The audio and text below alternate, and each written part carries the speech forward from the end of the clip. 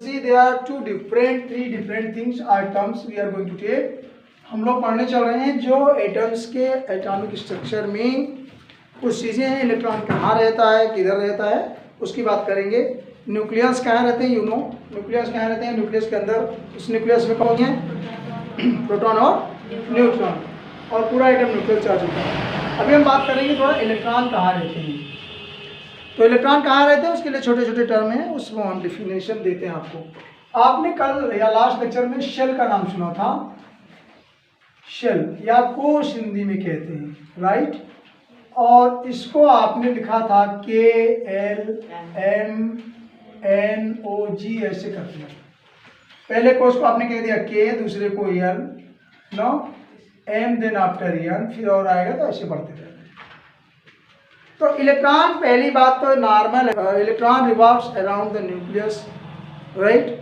Positively charge और nucleus उसके चारों ओर एक फिक्स कक्षा में। आगे बोर का मॉडल पढ़ेंगे, नील्स बोर एंड प्लैंक का, देन इट विल क्लियर। लेकिन थोड़ी थोड़ी चीज़ें तो ये जान लें, इलेक्ट्रॉन रहता कहाँ है।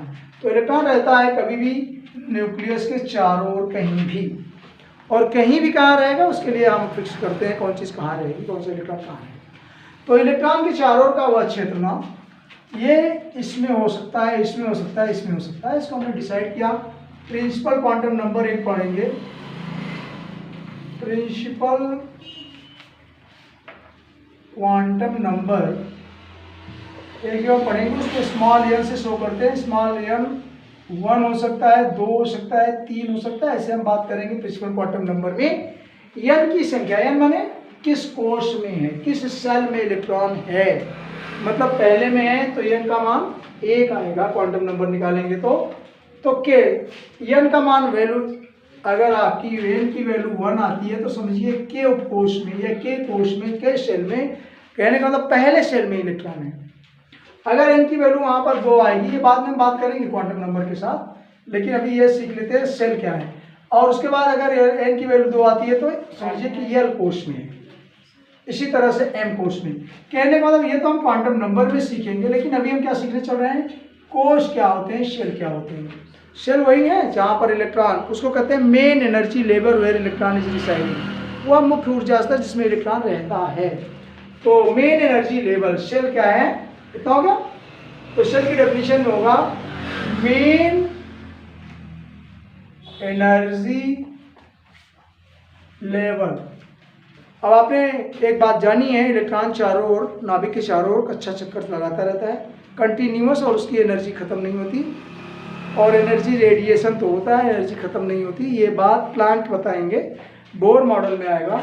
लेकिन अभी हम जानते हैं कि मेन एनर्जी लेवल है शेल, जिसमें इलेक्ट्रॉन रहता है, का मतलब उसमें चक्कर लगाता रहता है। उसकी एक फिक्स एनर्जी लेवल है, इसमें चल रहा है तो इसी में चलेगा, उसकी एनर्जी इतनी है तो इसी में चलेगा। फिर रेडिएशन कैसे होगा वो बात की बात है। लेकिन सेल क्या होते हैं, केवल सेल पूछा जाए तो कहेंगे नाभिक के चारों ओर का वह क्षेत्र, वह ऊर्जा स्तर जिसमें फिक्स ऊर्जा स्तर जिसमें इलेक्ट्रॉन रहता है या रोटेट करता है, ठीक है। तो शेल ये हो गए, और उसके लिए आपने KLMN दिया, main energy level of electron of revolving, जो घूमता रहता है, रिवॉल्विंग इलेक्ट्रॉन्स। फिर उसके बाद आएगा सब शेल, उपकोश।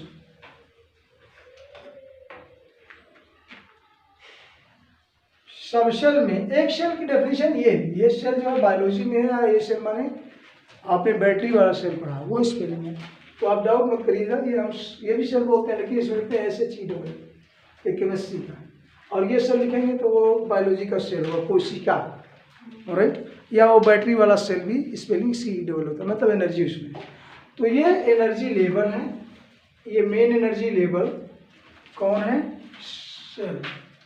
उसके अंदर भी 4 सब सेल हैं, हर एनर्जी लेवल के अंदर ऊर्जा स्तर।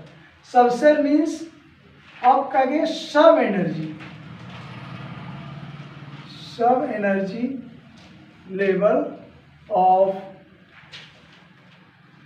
Revolving electron. अब इलेक्ट्रॉन का सब एनर्जी लेवल, एक इसमें क्या था जी, मेन एनर्जी लेवल, इसमें क्या हो रहा है, सब एनर्जी लेवल। और उप ऊर्जा स्तर, उप का मतलब मेन के अंदर है कहीं ना। तो जैसे मान लो ये KLMN है, ये मेन एनर्जी लेवल है। हमने यहाँ पर नाभिक पर कर दिया, इसको एक राउंड और बना दीजिए। पहला प्लस, मतलब प्लस लिखा है तो पहला नहीं हो सकता, पहला तो होगा उसके बाद।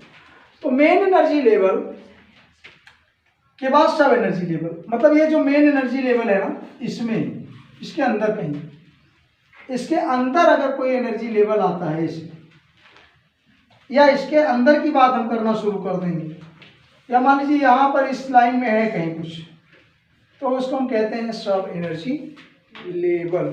और ये 4 टाइप के होते हैं सब एनर्जी लेवल। S सब सेल, P सब सेल, D सब सेल और F सब सेल। इलेक्ट्रॉन को सब एनर्जी लेवल के लेवल पे 4 सब एनर्जी लेवल बनाया गया है। वो चारों कहाँ होंगे? मेन एनर्जी लेवल के अंदर होंगे सब एनर्जी लेवल। तो अभी थोड़ा सा हम और ऑर्बिटल की बात करते हैं। ये जो मेन एनर्जी लेवल था उसको ऑर्बिट भी कहते हैं। जो मेन एनर्जी लेवल या सेल है, मेन एनर्जी लेवल या सेल है, उसको हम ऑर्बिट भी कहते हैं। क्या कहते हैं? ऑर्बिट। ध्यान दीजिएगा, अभी एक बात आएगा, एक टर्म आएगा ऑर्बिटल। तो ऑर्बिट ऑर्बिटल में डिफरेंस है, इसीलिए यहाँ पर हमने लिख दिया। आपको पढ़ा रहे हैं क्या, सिखा रहे हैं क्या? टर्म्स, वर्ड्स आप जानिए मेन बात क्या है। तो मेन एनर्जी लेवल को ऑर्बिट कहते हैं और उसे सेल भी कहते हैं। KLMN या 1 2, पहली कक्षा का 1 लिख देंगे n बराबर, इसकी दूसरी को 2 लिख देंगे, तीसरी को 3 लिख देंगे, मेन एनर्जी लेवल। उसके बाद उसके एनर्जी लेवल के अंदर भी छोटे छोटे उप ऊर्जा स्तर हैं। ठीक है, जैसे मान लीजिए आपने एक बड़ा सा बक्सा लिया, उसके अंदर एक बक्सा है, उसके अंदर फिर एक बक्सा है, उसमें सोने का चांदी का सामान रखा है, चित्र जोड़ी, तो उसके अंदर भी अभी सब एनर्जी लेवल है। कहने का मतलब अगर हम केमिस्ट्री की दृष्टि से देखें तो उप ऊर्जा स्तर को सभी ऑर्बिट में 4 डिफरेंट सब एनर्जी लेवल बनाए गए। तो कौन कौन से? S, P, D and F। ये सब हम लोग डिटेल में पढ़ेंगे क्वांटम नंबर में। अभी यहाँ पर हम केवल टर्म्स जान रहे हैं, तो ज़्यादा बात है कि क्वांटम नंबर। तो ये 4 एनर्जी लेवल हो गए। इसका मतलब क्या हुआ? इसका मतलब ये होगा, जो ये उप स्तर है इसमें इलेक्ट्रॉन ऐसे नहीं रहता है कहीं भी खुला हुआ, उसके भी एक फिक्स पोजीशन होगी, कहीं न कहीं बैठेगा। जैसे सीट लगी है मान लीजिए, जैसे अगर सपोज करते हैं क्लास है, एक रूम को हमने पूरा एक एटम मान लिया, या पूरे बिल्डिंग को एटम मान लिया, उसके अंदर अगर हम देखना शुरू करेंगे तो बच्चे जो हैं उनको हम अगर इलेक्ट्रॉन मान लेते हैं, बच्चों को इलेक्ट्रॉन मान लेते हैं, तो पूरी बिल्डिंग में रूम होंगे। पूरी बिल्डिंग में, जैसे संस्कार स्कूल लिखा है, संस्कार स्कूल की बिल्डिंग में रूम होंगे ना। तो 4 बातें करिए। एक बड़ा सा बिल्डिंग है, मान लीजिए वो एटम है, और एटम में मान लीजिए 3 सब एनर्जी लेवल बने, पहली कक्षा, दूसरी कक्षा, तीसरी कक्षा। मान लीजिए ये सोडियम एल्युमिनियम की बात हो रही है, तो 3 लेवल आपने बनाए।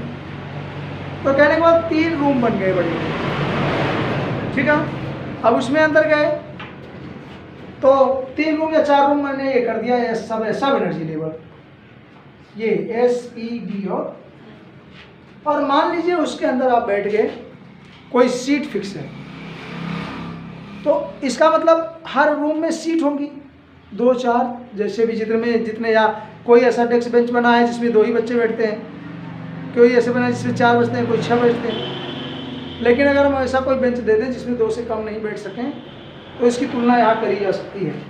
सब एनर्जी लेवल में S जो ऑर्बिट है, इसमें मान लो एक बेंच लगी हुई है ऐसे, यस होता है सर्वर बोलते हैं। P सब सेल में मान लो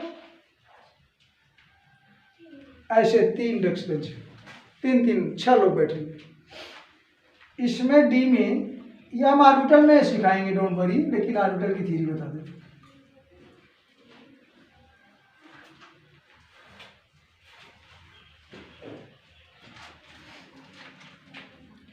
ये सब सेल के अंदर एनर्जी लेवल वो है ऑर्बिटल बोलते हैं। ऑर्बिटल डेफिनेशन अभी आपको बताते हैं, लेकिन यहाँ समझ लीजिए। जैसे सेल बताया, सब सेल बताया, वैसे ऑर्बिटल भी आपको सिखाता हूँ, लेकिन अभी ये समझ लीजिए रहता क्या है। जैसे यह सब सेल है, तो उसमें क्या करेंगे, यस सबसेल में एक बक्सा बना लीजिए, उसमें मान लीजिए 2 इलेक्ट्रॉन, मैक्सिमम ये ऑर्बिटल है। पी सबसेल में मैक्सिमम 3 ऑर्बिटल होते हैं, पी सबसेल में 3 ऑर्बिटल होते हैं, और डी सबसेल में 5 ऑर्बिटल होते हैं, 1 2 3 4 5। और एफ सबसेल में कितने होते हैं, कोई जानता है क्या? 7, 1 2 3 4 5 6 7। ये ऑर्बिटल्स हैं।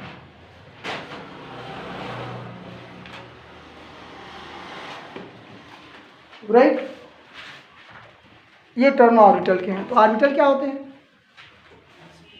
अभी आपने एनर्जी लेवल देखा, उसके अंदर से सब एनर्जी लेवल देखा, उसके अंदर ऑर्बिटल है, फिर उसके अंदर इलेक्ट्रॉन है। जैसे आप डिब्बे में डिब्बा भरते जाइए और लास्ट में जूता चप्पल वाला डिब्बा देखा, तो जूते का अगर डिब्बा खोलेंगे तो उसके अंदर जो दोनों पैर का जूता है उसको समझ लो वो इलेक्ट्रॉन है। रखे कैसे रहते हैं, एक एड़ी तो दूसरा चोटी, ऐसे रखा रहता है। तो अगर उसमें हम देखना शुरू कर दें इलेक्ट्रॉन कैसा रहेगा, तो सभी में एक डिब्बे में 2 से ज़्यादा इलेक्ट्रॉन नहीं रहता। मतलब एक चप्पल के जूते की दुकान में अगर जाओगे तो उसमें जो डिब्बे रखे हैं उसमें सब में 2 इलेक्ट्रॉन ही रहेंगे, 2 चप्पल मैंने एक जोड़ी रहेगा। राइट, तो ऐसे समझ लो इसमें 2 इलेक्ट्रॉन से ज़्यादा नहीं हो सकते। हम किसी में 3 नहीं भर सकते, हाँ 3 नहीं भर सकते। और जैसे डिब्बा में जूता रखा जाता है उल्टा, वैसा ही इलेक्ट्रॉन भी रहता है, दोनों एक साइड में नहीं रह सकते, अपोजिट रहता है। दोनों पैर की जूते अलग अलग रहते हैं ना, दोनों एक जैसा रहेगा तो कैसे पहनोगे? तो कहने का मतलब यहाँ भी हम वो बात है, ये लॉजिक है आपको सिखाने का, और कोई बात नहीं। 2 इलेक्ट्रॉन रहते हैं, वो भी अपोजिट डायरेक्शन में फिर रहते हैं। तो कुल कितने इलेक्ट्रॉन हो सकते हैं जी इसमें मैक्सिमम सब में? 10। जैसे मान लीजिए यस सबसेल में या यस ऑर्बिटल में अधिकतम कितने ऑर्बिटल हैं? एक। और नंबर ऑफ इलेक्ट्रॉन कितने हो सकते हैं? यस ऑर्बिट में नंबर ऑफ इलेक्ट्रॉन 2 हो सकते हैं मैक्सिमम। तो हम आगे लिख देते हैं इसमें मैक्सिमम ऑर्बिटल के बाद maximum number of electron present. तो यहां पर रख देते हैं मैक्सिमम नंबर्स ऑफ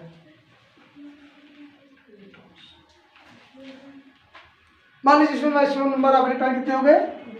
2। इसमें 3 ऑर्बिटल है, ऑर्बिटल नंबर 3, जैसे एक number, room number 2, room number 3, ऐसे कर दें। तो अभी इसको हम नंबरिंग बताएंगे क्वांटम नंबर में अगेन।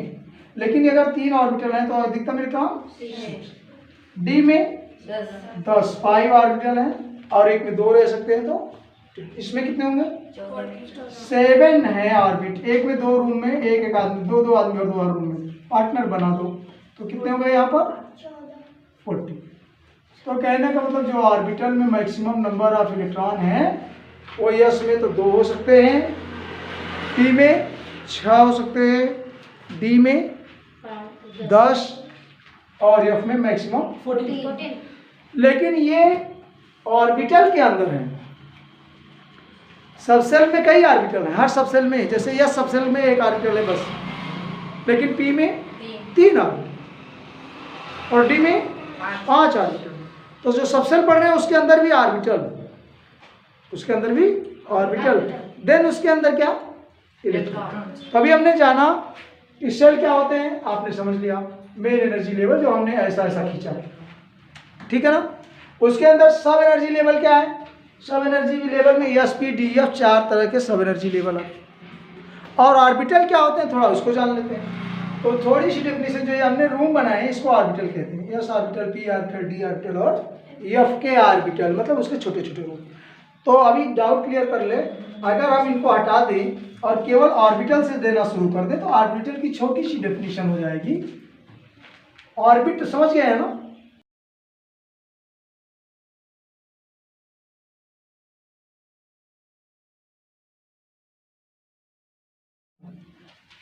अब क्या करेंगे? ऑर्बिटल, मेन एनर्जी लेवल या सेल के अलावा एक कंसेप्ट है ऑर्बिटल का। ऑर्बिटल क्या है और ये रहता क्या है? तो जैसे मैंने एक न्यूक्लियस बनाया था या प्लस बना था, नाभिक के चारों ओर का वह क्षेत्र, जैसे मान लीजिए अभी आपने कोर्स बना दिया ऐसे ऐसे राउंड राउंड, राइट, कोई दिक्कत नहीं है ना। तो इसमें मान लो इलेक्ट्रॉन कहीं है ऐसे, और आपको पता है इलेक्ट्रॉन किस में रहता है, orbital. Subshell energy level subshell है और उसके अंदर क्या है, ऑर्बिटल है। तो ऑर्बिटल क्या होते हैं वो डेफिनेशन देते हैं। इसको हिंदी में कक्षक कहते हैं। और कक्षा किसे कहते हैं, कक्षा है ऑर्बिट। ऑर्बिट माने पहला वाला मेन एनर्जी लेवल, क्या मेन एनर्जी लेवल, या उसको कहते हैं शेल या के या एम, समझ गए क्या। ये दूसरी चीज है, लेकिन हम पढ़ रहे हैं ऑर्बिटल कक्षक। कितने ऑर्बिटल होते हैं, एस पी, ये सब शेल है, और इसमें डी और एफ। ये ऑर्बिटल में 3 इसमें होते हैं रूम, इसमें सिंगल, इसमें 5 ना, और इसमें 7। मैं ये बताना चल रहा हूँ कि इसके अंदर इलेक्ट्रॉन रहेगा, किसके, ऑर्बिटल की। ऑर्बिटल के अंदर रहता है इलेक्ट्रॉन। मान लो ये एक ऐसा डेफिनेशन देने चल रहे हैं, ये आपको लाइन वाइन खींची नहीं रहती, इमेजिनर है। इमेजिन कर सकते हैं कि एक लाइन खींची है, फिर उस पर ये है, फिर उस पर गाड़ी चल रही है, ऐसा समझो इलेक्ट्रॉन चल रहा है, लेकिन ऐसा कुछ है वो नहीं।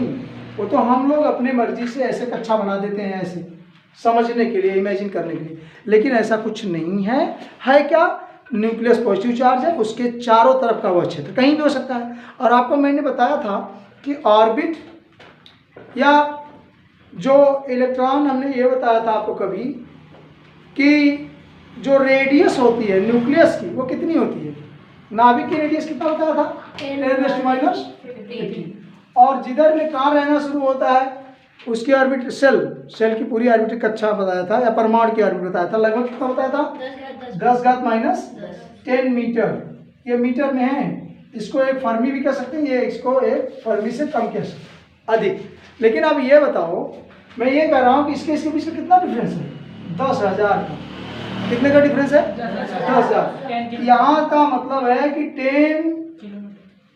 10,000 मीटर का डिफरेंस है, मतलब 10 किलोमीटर का।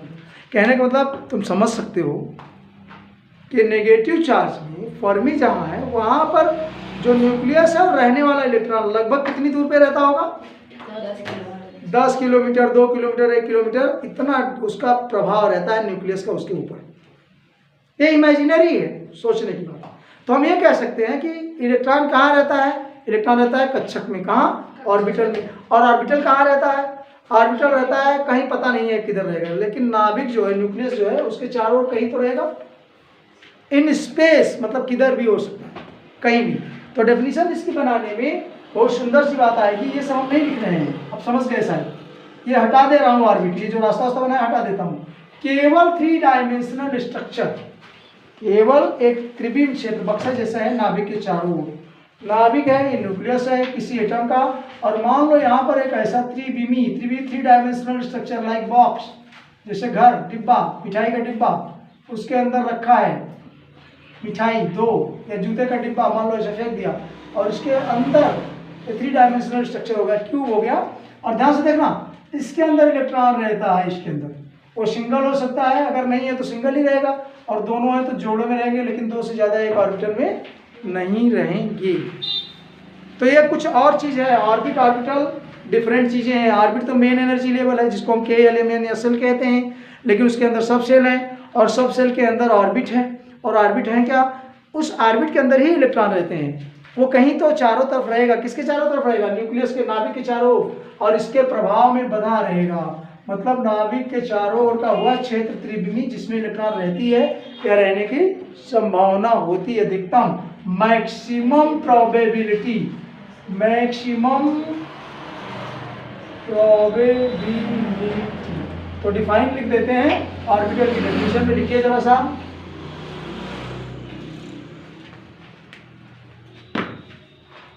द 3 डायमेंशनल स्ट्रक्चर, इसकी डेफिनेशन कंप्लीट लिख दीजिए ऑर्बिटल की।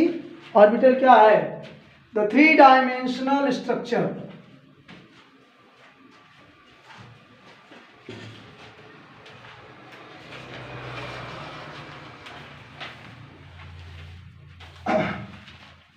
अराउंड कहाँ है, इसका कुछ पता है कहाँ है, अराउंड न्यूक्लियस। और क्या है, इन स्पेस, कहीं भी चारों तरफ कहीं भी हो सकता है, यहाँ हो सकता है, यहाँ हो सकता है, वो बात वहाँ हो सकता है, इसलिए लिख देते हैं around the nucleus in space. कहाँ, स्पेस। और वहां पर क्या है, वेयर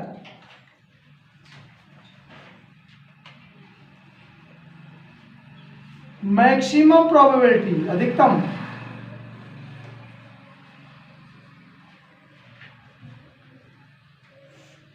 ऑफ वाइंडिंग इलेक्ट्रॉन्स। बात समझ आई? कोई एक नाभिक है मान लो, जैसे हाइड्रोजन है, उसके और कहीं 3 डायमेंशनल चारों ओर एक स्ट्रक्चर है। 3 डायमेंशनल स्ट्रक्चर बनाने के लिए आप प्रैक्टिस चाहिए। इसमें इलेक्ट्रॉन है और ये नाभिक के चारों ओर है, तो नाभिक के चारों ओर का वह क्षेत्र, ऐसा कोई पाई वाई नहीं खींचते, हम लोग खींच देते हैं, लेकिन ऐसे इमेजिन करो इसके चारों, इस न्यूक्लियस के चारों स्पेस में कहीं भी इलेक्ट्रॉन जहाँ ज़्यादा पाया जाए, मान लो यहाँ इलेक्ट्रॉन पाने की जाने की संभावना ज़्यादा है, तो यही उसका ऑर्बिट बन जाएगा।